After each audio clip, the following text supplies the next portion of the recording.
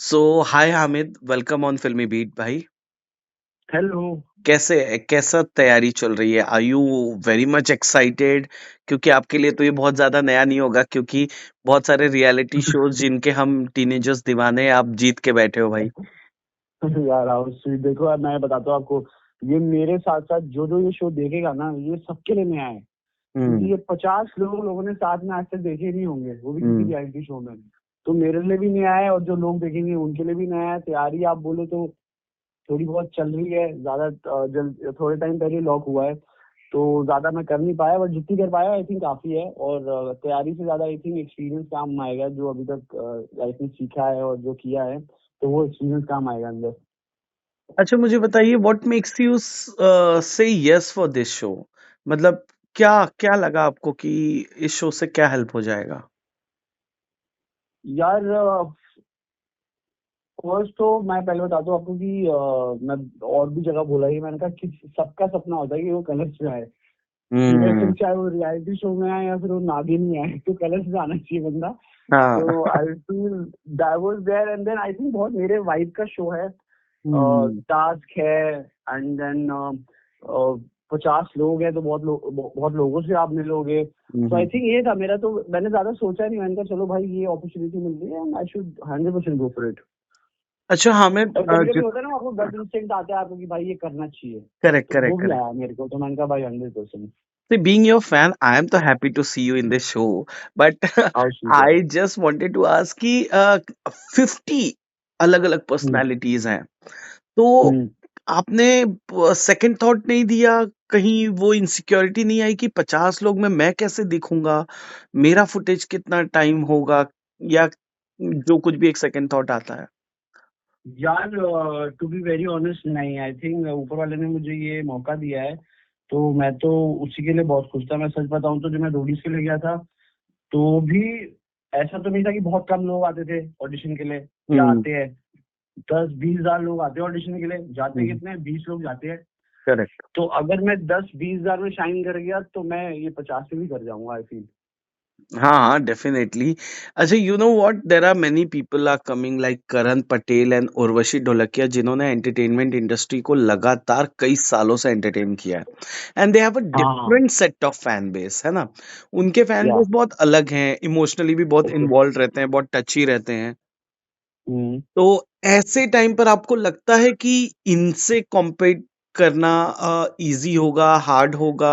क्योंकि इनके जो फैंस हैं, एक तो ये टीवी ओरिएंटेड फैंस हैं, तो वो हम्म। ना इनको इन एंड आउट देखना पसंद करेंगे। बिकॉज ऑफ सोशल मीडिया वो एक लास्ट वॉल भी टूट चुका है, अब सबको सबका पर्सनल भी पता रहता है, यस। और वहां से आपका फैन बेस है, और बाकी जो सोशल मीडिया फिटर्निटी से जा रहे हैं उनका फैन बेस है, और रियलिटी शो से जैसे आप हो, शिव ठाकरे जा रहा हम्म। है। तो आपको लग हम्म। रहा है कि कौन हो सकता है आपका कंपटीशन, चाहे फैजू हो, चाहे करण हो, चाहे उर्वशी हो?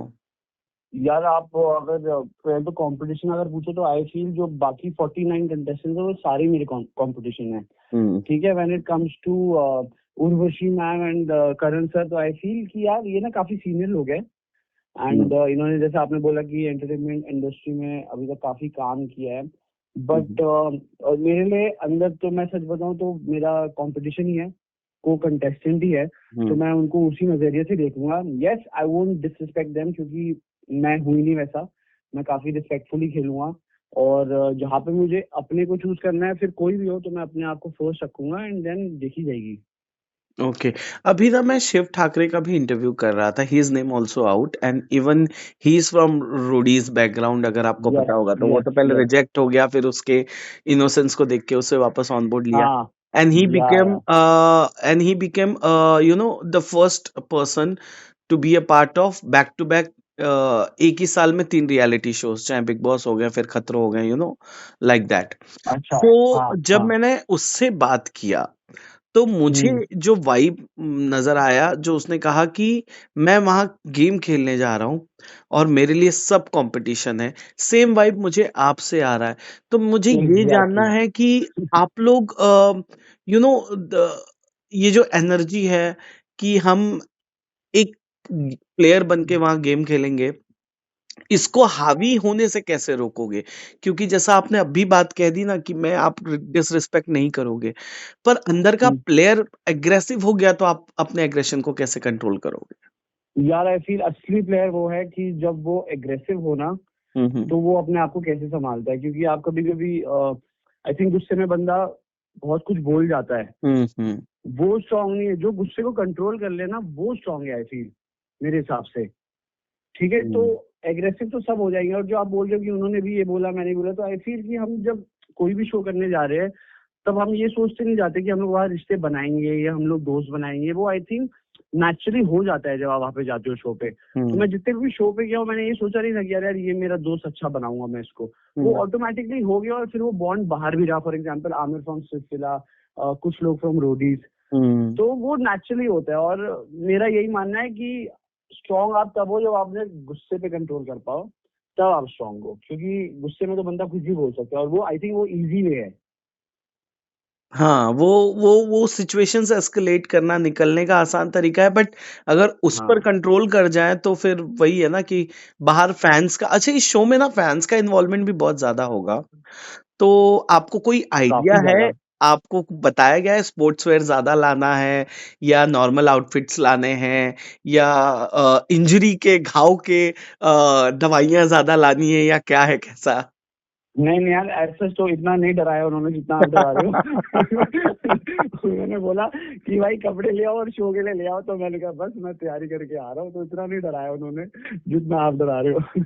अच्छा there is no kitchen in this मुझे लगता है हाँ, बुफे लगेगा जितना भी होगा। अरे मजा आ गया ना, देखो लड़ाई होगी नहीं फिर बिग बॉस की तरह। एग्जैक्टली माय पॉइंट कि are you open for this क्योंकि देखो even I am from Delhi I am from Burari तो हम ओके। ना खानों के लिए नहीं लड़ जितना मुझे पता है हम हाँ, सही हम बोला ना आपने। देने में और चल ठीक है भाई तू ले ले अच्छा ठीक है तुसी कर लो फिर वो वाले में हम हैं अब बिल्कुल वहां लड़ना बिल्कुल फॉर करेक्ट बोल रहे हो आप। फूड पता नहीं are you open for this यार see I tell you what, जब हाँ मेरी मीटिंग हो रही थी ना, मैंने पहला क्वेश्चन से ही पूछा। मैंने कहा ब्रेड पे लड़ना तो नहीं है? कहते नहीं। मैंने कहा बस कोई टेंशन नहीं है, बाकी मैं संभाल लूंगा। तो हाँ एक्चुअली हम लोग ऐसे नहीं है, जो आपने बोला दिल्ली वाले लोग नहीं होते ऐसे कि लड़ाई लड़ाई करे खाने वाने पे।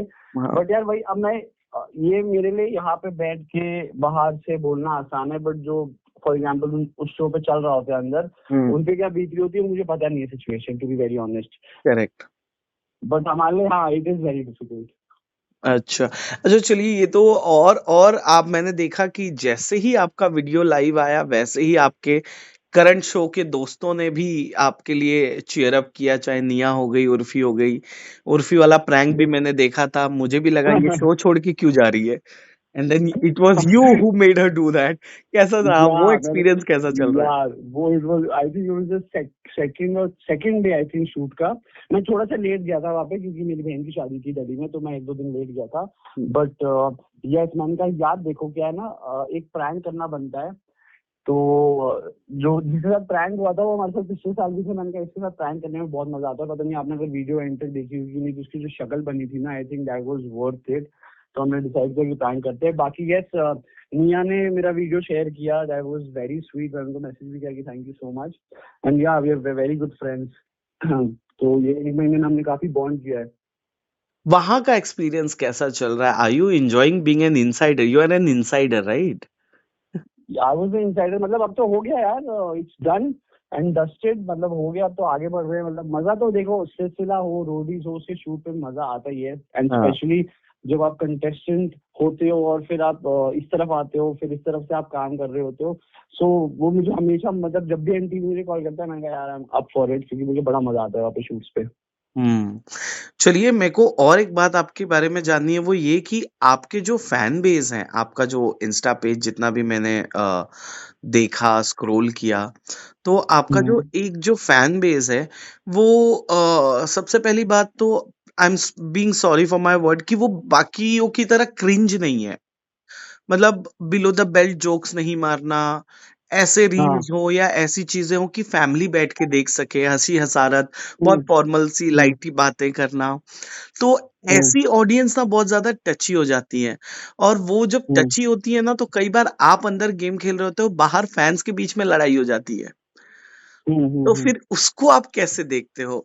जैसे अब जैसे अंदर फैज़ू जा रहा है, वो भी सोशल मीडिया पर बड़ा एक फैन बेस होल्ड रखता है। तो ये जो फैन्स के हम्म। बीच में वॉर होता है, इसे आप कैसे देखते हो?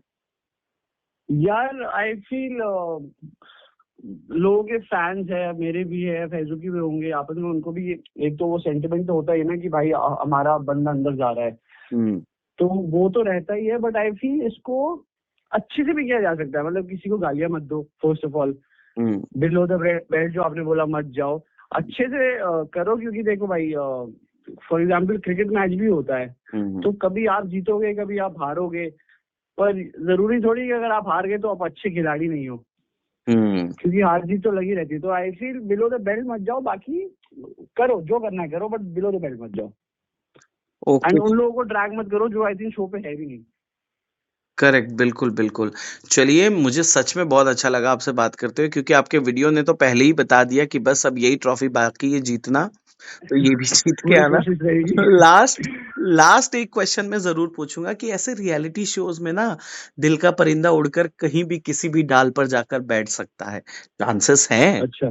तो अपने हाँ। दिल के परिंदे का आप क्या करोगे? अगर आप और शिपिंग भी हो जाती है भाई बाहर, अच्छा। तो तब ये कैसे आप हैंडल करोगे या इस यार चीज़ को आप जैसे कैसे देख रहे जैसे हो? मैंने आपको फिर से बोला कि हम तो इस माइंडसेट से जाते जाते हैं कि जाके गेम खेलेंगे एंड देखेंगे, बाकी जो नेचुरली होगा वो अंदर ही होगा। और जहाँ तक दिल की बात है, देखो दिल को अभी तक संभाल लिया, आगे भी संभाल लेंगे।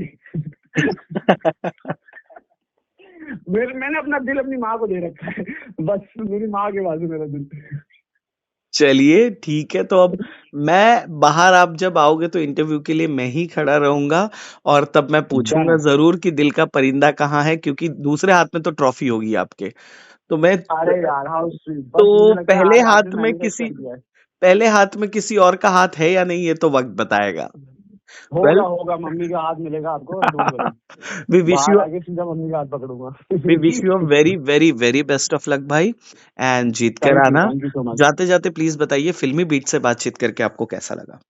बहुत अच्छा लगा है, आप मेरे को मतलब इतना पॉजिटिव फीलिंग आ रही है आपसे बात करके, बता नहीं सकता मैं आपको। एंड आपने काफी मोटिवेट भी कर दिया। अब दिल का परिंदा भी आपने पूछ लिया और मैंने आपको बता दिया कि मैं मम्मी का हाथ पकड़ूंगा। तो आप रेडी रहना, ठीक है। और ये जो ट्रॉफी वाली बात आपने करी, ये सच होगी। डन भाई, we wish you best of luck भाई। Thank you so thank you much.